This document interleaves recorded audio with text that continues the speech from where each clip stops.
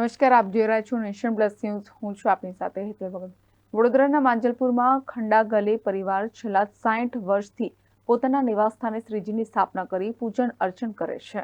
મહારાષ્ટ્ર બાદ સૌથી વધારે ગણેશ ઉત્સવ વડોદરા ખાતે જોવા મળે છે. તમામ લોકો ગણેશ મહોત્સવની ઉત્સાહભેર ઉજવણી કરે છે. ગણેશ મંડળો તેમજ ઘરોમાં સ્થાપના કરવામાં આવે છે. ત્યારે વડોદરાના માંજલપુર વિસ્તારમાં રહેતા ખંડા ગલી પરિવાર છેલ્લા 60 વર્ષથી પોતાના નિવાસ સ્થાને શ્રીજીની સ્થાપના કરવામાં આવે છે. તેમના પરિવારના એક જ પ્રકારના શ્રીજીની સ્થાપના કરવામાં આવે છે. તેમનો પરિવાર ગુજરાત, મુંબઈ અને લંડન ખાતે નિવાસ કરે છે અને તમામના નિવાસ સ્થાને એક જ પ્રકારની મૂર્તિની સ્થાપના કરવામાં આવે છે. 10 દિવસ સુધી આ મૂર્તિની સ્થાપના કરવામાં આવે છે અને પૂજન અર્ચન કરવામાં આવે છે. ત્યારે અન્નકૂટ દર્શન, સત્યનારાયણ કથા તથા ભજન કીર્તન સહિતના અનેકો ધાર્મિક કાર્યક્રમનું આયોજન કરવામાં આવે છે.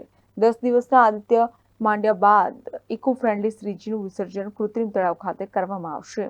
અમે છેલ્લા 60 વર્ષથી અમારી પરંપરા મુજબ અમે ગણપતિની સ્થાપના કરીએ છીએ અને અમારા કુટુંબના સર્વે લોકો 10 દિવસ ભેગા થઈને ગણપતિજીની આરતી, પૂજા અર્ચના કરીએ છીએ અને ભગવાનની પાસે પ્રાર્થના કરીએ છીએ કે સુખ, સમૃદ્ધિ, શાંતિ આપે. પ્લસ દરેક અમારી સોસાયટીના લોકો આવે છે, દર્શન કરે છે, એને લાભ લે છે અને અમારી પરંપરા મુજબ 10 દિવસમાં અમે સત્યનારાયણની મહાપૂજાનું આયોજન કરીએ છીએ. એ જ દિવસે અમે ગણપતિજીની મહાઆરતી કરીએ છીએ બધા ભેગા થઈને, ફેમિલીના લોકો. અને ગણપતિ દાદાની પાસે પ્રાર્થના એવી કરીએ છીએ કે સુખ, સમૃદ્ધિ, શાંતિ થાય અને લોકોને પણ એક લાભ મળે ગણપતિ દર્શન માટે. આવો, દર્શન લો અને વડોદરાની પણ સુખ સમૃદ્ધિ માટે અમે આ વર્ષે ભગવાનને વિશેષ પ્રાર્થના કરીએ છીએ કે વડોદરા પર આવેલી આ આપદામાં લોકોને તકલીફ ના થાય અને સારી રીતે બધું પાર પડી જાય. ભગવાન પાસે અમારી એ પ્રાર્થના છે.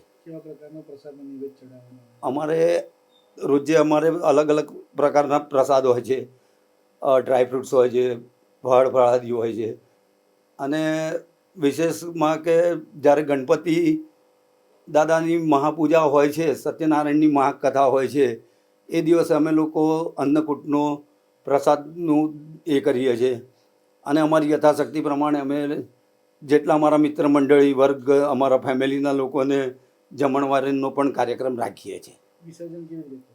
વિસર્જન અમે ઇકો ફ્રેન્ડલી પ્લાનિંગ કરીએ છીએ, પણ આ વખતે શું છે કે અમારી ગણપતિ દાદાની જે મૂર્તિ છે એ તમે જોશો કે દર વર્ષ કરતાં થોડીક મોટી છે. અમારા છોકરાઓની ઈચ્છા હતી કે આ વખતે થોડું મોટું કરીએ એટલે અમે આ મોટા ગણપતિનું આયોજન કર્યું છે. એટલે જોઈએ આ કોર્પોરેશન દ્વારા જે તળાવોની આયોજન હશે તો અમે ત્યાં લઈ જઈશું અને અમારે જે નદીઓના પાણીથી પહેલાં અમે ઘરે જ એ કરીએ છીએ, એ પછી અમે વિસર્જન માટે લઈ જઈશું. કેમેરામેન નોનિત પ્રમાણ સાથે Satyam Nivaskar, Nation Plus News, Vadodara. સમાચારોના સતત અપડેટ મેળવવા માટે અમારી નેશન પ્લસ ન્યૂઝની યુટ્યુબ ચેનલને સબસ્ક્રાઇબ કરો, બેલ આઇકન દબાવો અને જોડાયેલા રહો ફેસબુક, ઇન્સ્ટાગ્રામ અને ટ્વિટર પર.